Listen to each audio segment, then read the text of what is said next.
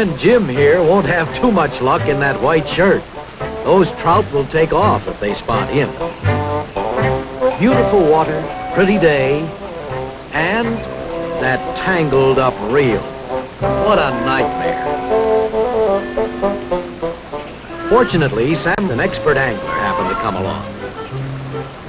He's a field test fisherman, recognized and honored by a tackle manufacturer as an authority in its research program. It would appear that Jim has lots of determination and not much else. He needs some lessons, and Sam is just the fellow to teach him. It's also clear that he'll never catch me. Well, accidents will happen. He hooked one. Even the experts are sometimes wrong.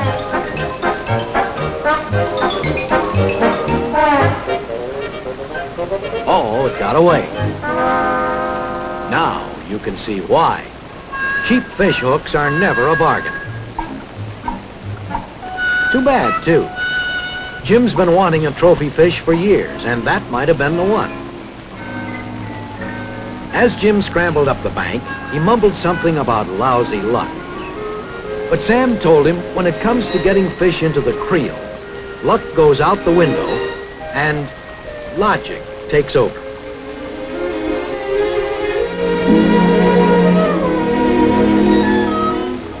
Sam displayed his spinning outfit and illustrated the fingertip control features of line and cast. With just one finger, he controlled the line release and accuracy. He went on to explain that fish control after the strike would be just as easy. That rod and reel makes you feel like a fisherman, doesn't it, Jim?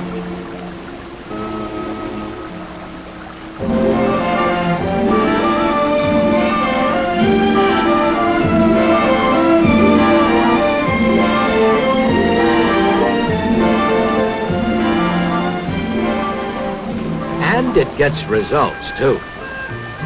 It wasn't a big start, but there was a fish, and that was something.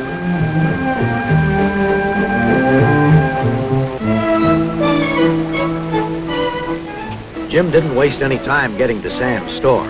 He was anxious to get an outfit of his own, like the one he had been shown when they had met on the creek. The first requirement for successful fishing is good equipment.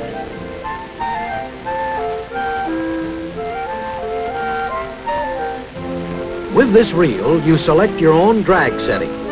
Your fish can take the line anytime he pulls hard enough to overcome the drag setting you've selected.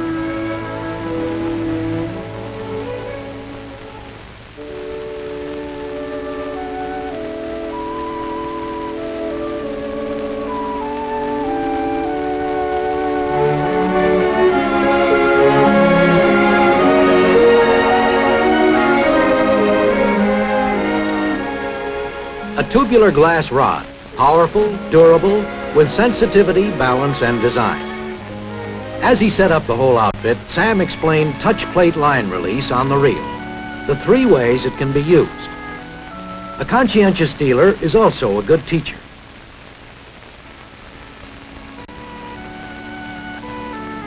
Lures, swivels, hooks, sinkers. Then he gave a lesson in knot tying.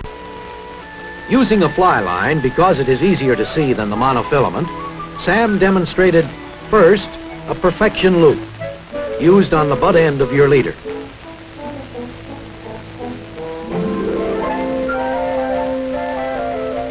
Next, a blood dropper knot, generally used higher up on your monofilament line or leader. This is the knot if you use a second hook.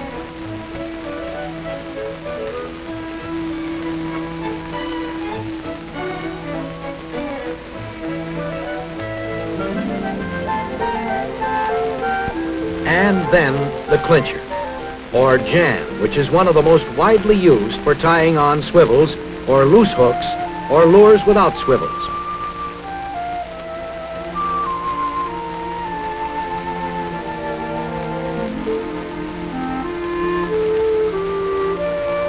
I'd say this guy's really caught the fever.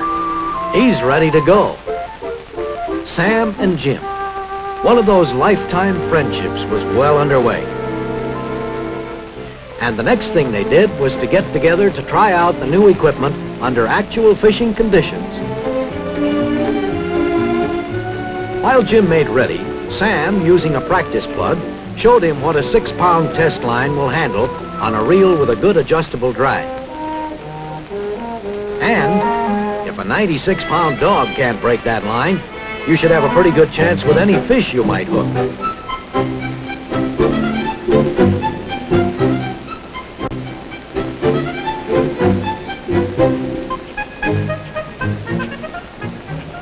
A good rod is made to work for you, so let it. Clothing should match the scenery. Cover the bright shirt and any other shiny spots that might scare fish.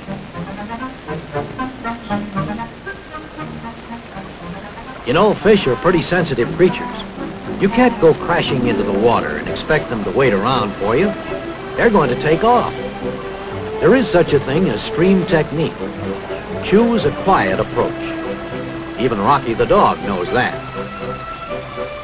This is your outdoor classroom where Sam is going to show us how to find fish by judging the water. First, he pointed out the slow, quiet, shallow water where fish are scarce during bright sunlight hours because they instinctively seek cover from the brilliant light. If that's where you always fish, no wonder you think those creeks are fished up. Second, cast where the fast water meets the slow, for many reasons. Fish foods gather at the edge of the funnel action of the moving water. Bubbles show aeration, that oxygen is abundant. Light diffusion is greater, and to a fish, this is a darn good loafing spot. Third, don't pass up that deep hole. It's quieter. There'll be more fish near the bottom because of less light, more food, and slower water. Fourth, look for those shady spots near the bank, under rocks, where fish feel safe and comfortable. Where would you hide if you had sun-sensitive eyes and couldn't squint? You'd hit for the shade too. Then the last logical place, either just ahead or just behind a rock, is a honey of a spot. The main current goes rushing by and leaves a quiet eddy on either side. Now, after you've learned where to fish, learn how to cast. When Jim made a little circular bait cast, Sam told him he was short and advised him to use a longer cast in order to drop the bait just where the fast water meets the slow. That's better.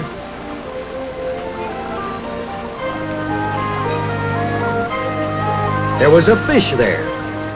It's easy if you study the water and make the proper cast.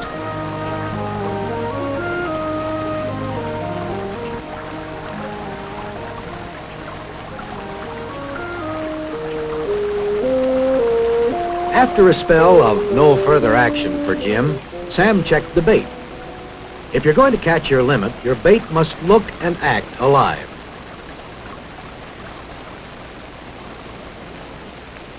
Jim asked Sam for a few tips on handling his spinning outfit. Modern glass rods are designed for both light and heavy lures. Adjust your cast to match the lure. For a light lure, use an overhead cast.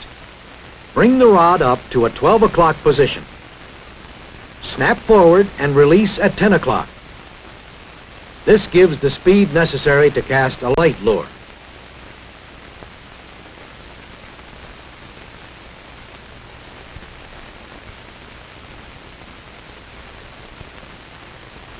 For the heavier lure, go farther back to a 2 o'clock position and come through to the 10 o'clock stop. For distance, follow through is important. It allows the line to travel a truer path along the guides and provides a non-friction cast.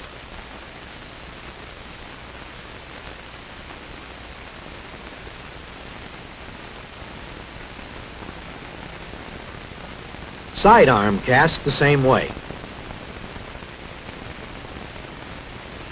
Which to use depends upon your location. With overhanging trees, cast to avoid them. If you sneak up closely, use short casts. Same thing holds true for backhand casts. It's nice to be able to make a long cast when the productive water is across a wide stream or way out in a lake.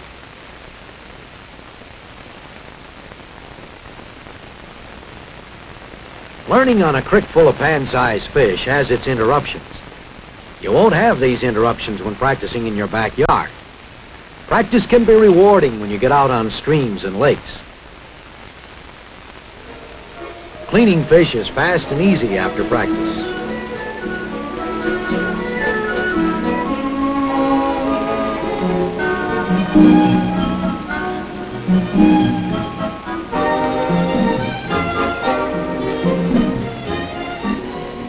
Use dry grass for packing because it allows evaporative cooling to preserve the fish.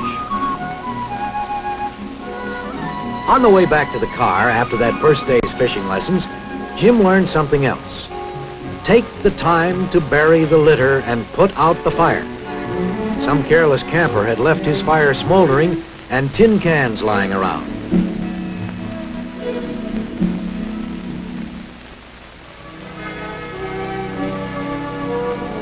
Later, Sam invited Jim on a field testing pack trip into a primitive wilderness area where there would be lots of little brook trout, good for fishing practice and tackle testing. What new trick does Mr. Fishing Instructor have up his sleeve now? A 4-piece trail rod instead of Jim's old long one, a small handy item for hiking or pack trips. It'll even fit in your suitcase.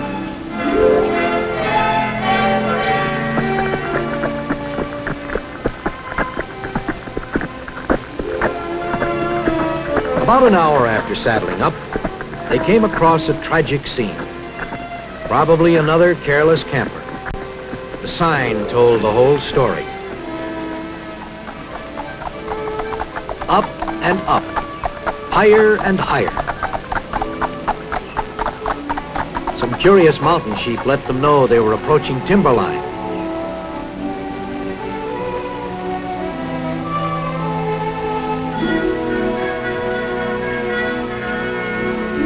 And it wasn't long before they set up camp, wasting no time getting out on the stream.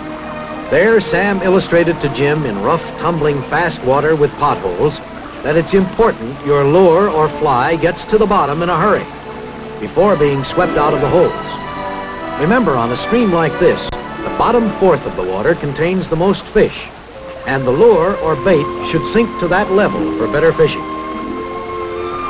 Wet fly fishing requires a short, loose, controlled cast. Usually you can't see your fly, so watch your line where it meets the water. Strike the instant you see the line stop. You'll lose your fish if you wait until your hand gets the signal. Fish upstream, because fish lay facing upstream and choose their food as it comes down. This way you can sneak up behind them.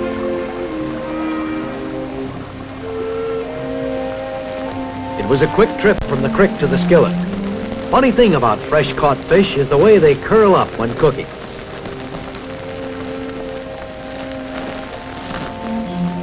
Look at those fishermen enjoy their beans and brookies.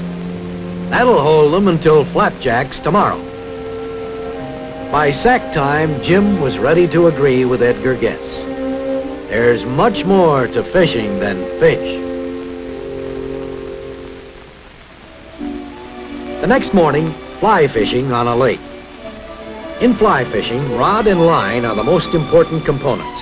They must be matched. Next in importance is how to use them. While they set up their fly rods, let's review for a moment the lesson Sam gave Jim for his backyard practice. Cast, left-hand haul, over and over. Work on that. The sudden haul or jerk lessens the amount of line that goes through the air and also bends the rod tip downward. Then the power of the rod suddenly snapping back helps you pick the line up off the water into the back cast. Some experts suggest that the elbow be held close to the body, but these new quick-action rods allow the rod arm to extend outward slightly. For the pull-slip method of striking fish with a fly rod, watch the piece of tape on the line. The strike is made with the hand on the rod, but keep the full force of the strike away from the leader. Instead, give a little slack to the fish by allowing a foot or so of line to slip between the fingers of the opposite hand and set the hook. With good hooks, you don't have to strike hard enough to break a leader. It's mighty important with clear water to approach low and slow, at least until you've fished the close to shore shallow water and before you begin to cast farther out. Jim has probably spooked the fish near him by standing up, but that's a nice brownie Sam took. Now, there's something you won't often see. That deep, clear water gives you a view of fly fishing action from attack through strike and retrieve. What a place for Jim to practice his fishing techniques, and for us to see how a fish approaches and strikes a fly, while other fish can't be fooled. Virtually a wilderness blackboard at the end of your line. Remember, the purpose of fly casting is to have the fly land delicately, softly, quietly, naturally on the surface of the water.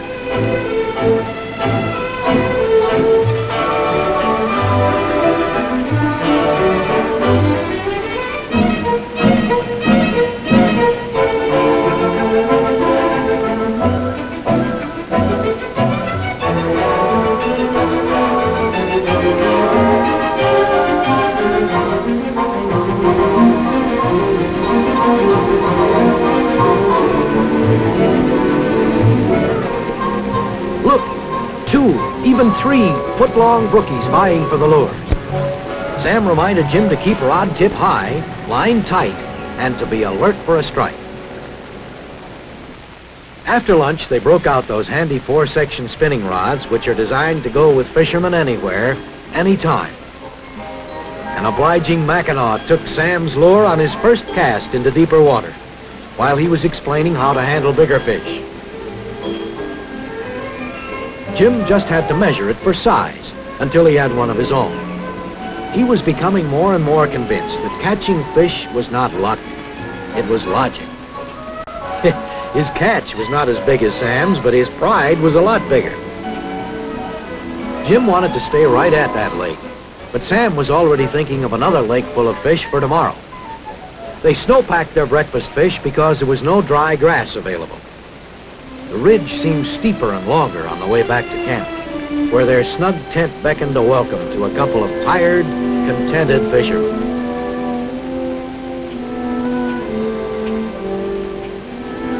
Next morning after breakfast, Sam told Jim he'd illustrate a technique for finding fish on unfamiliar water, a trick that is more useful for fishing at lower altitudes.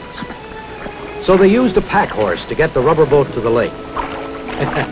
As you can see by the water line of the boat, the trout mules agreed with Jim. His end of the boat is riding a little low. Try this when fishing a new or unfamiliar area. It requires teamwork.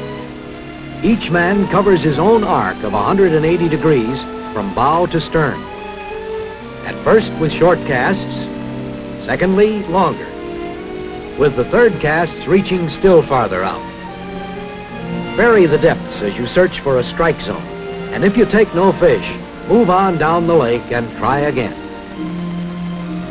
Once the pattern has been run and the feeding beds located, both men can fish from the same side of the boat. See, there's one on, and by golly, there's another about to strike. Uh-oh, he missed it. Look at that strategy pay off. You'll find it's equally effective for catching bass, sunfish, perch, and crappie as it is for these brook trout.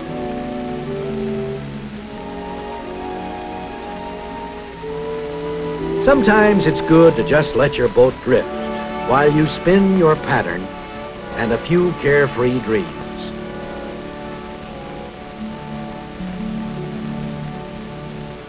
Those streams and lakes full of little brookies had been the perfect classroom for Jim. The pack trip was becoming a memory. But one more stop. They took time on their way out to fish some beaver ponds.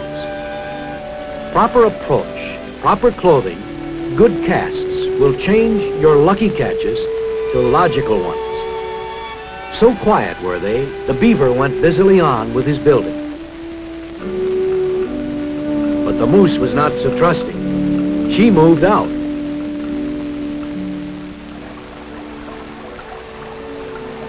Later that season, Sam tested Jim's skill and stamina when he guided him to an inaccessible area where there were larger, scrappier fish. Read the water. Cast into that strip of water where the fast meets the slow, and look at that nice rainbow.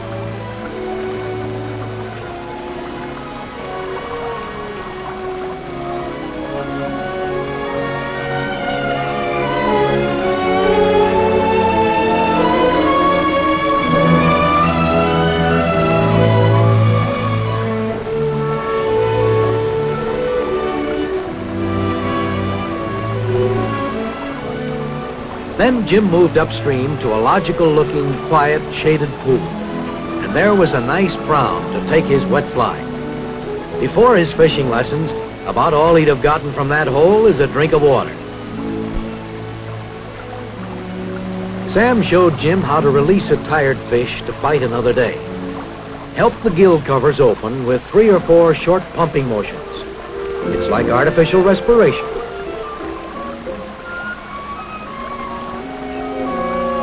Wow, look at the perfect fishing water Jim's into now. Let's put ourselves in his shoes and see if these fishing lessons work. Cast to the break in the water. Slow and easy, staying low, working upstream, tight line, set the hook. Keep rod tip up. Logical fishing is more productive.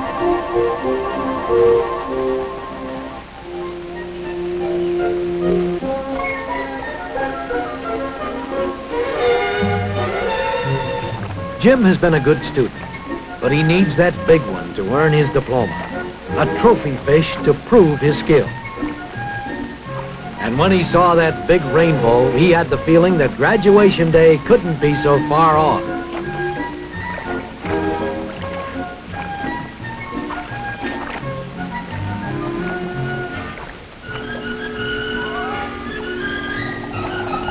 Sam guided him out to where that big one was caught and suggested that they do some trolling. A few pointers were in order first. Jim's rod was a little heavier. Their reels were basically the same. Sam's had an adjustable drag.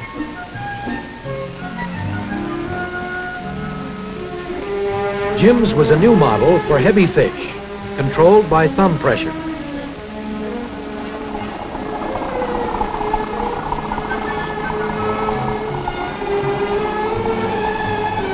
Side-to-side action of the flasher they were trolling in the clear, cold water should attract a big one.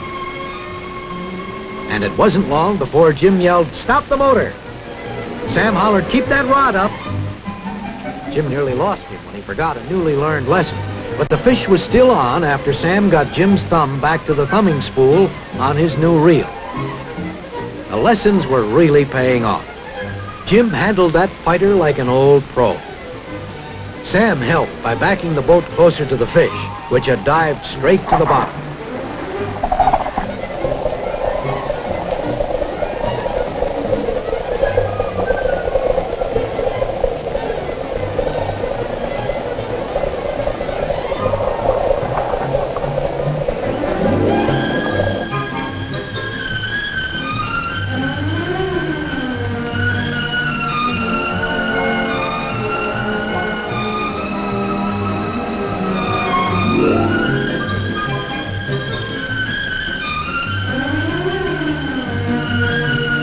Who's excited now? They thought he'd go about 4.5 pounds.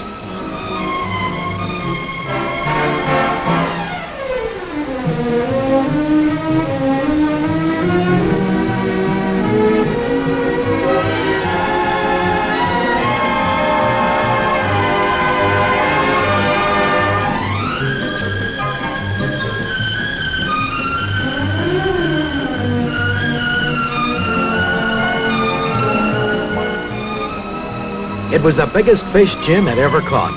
A trophy at last. And Sam had proved to Jim that catching fish is not all luck, no matter what you're fishing for. It's purely and simply logical reasoning combined with the skills and techniques of handling good and proper equipment, united with an intimate knowledge of fish habits and habitat.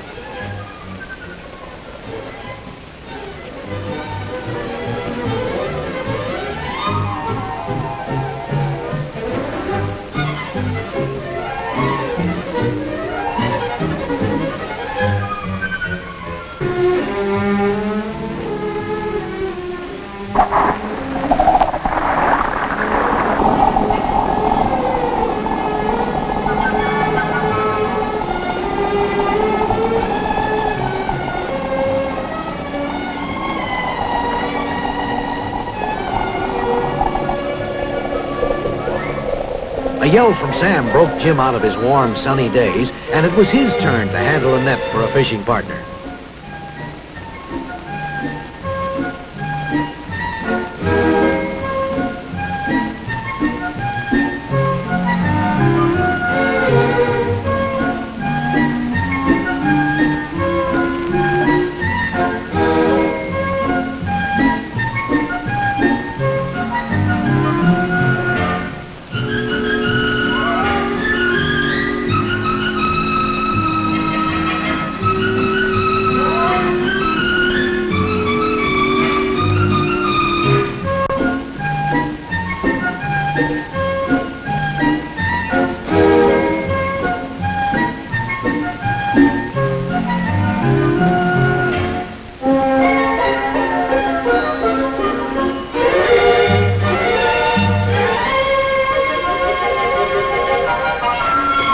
What a pair. Those fish did look like brothers.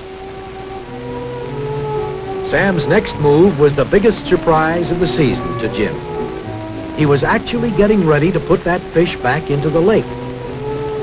We'll never know what happened to Sam's fish, but Jim's proudly hangs on his office wall, a souvenir of a season of fun, adventure, and good fellowship.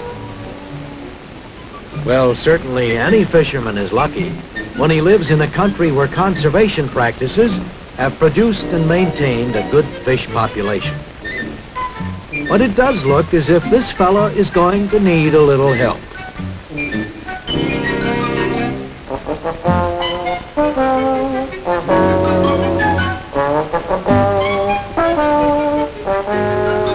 This is about where we came in, isn't it, Jim?